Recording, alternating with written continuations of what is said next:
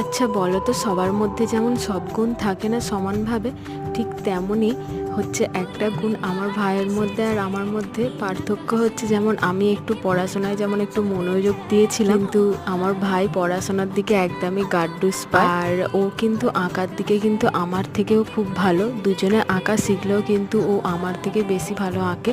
আর আমি যেমন মানে ধৈর্য ধরে যেমন কোনো কাজ করতে পারি না, সেটাও ওই যে আঁকাটা একটা ধৈর্যের কাজ, ও সেটা পারে।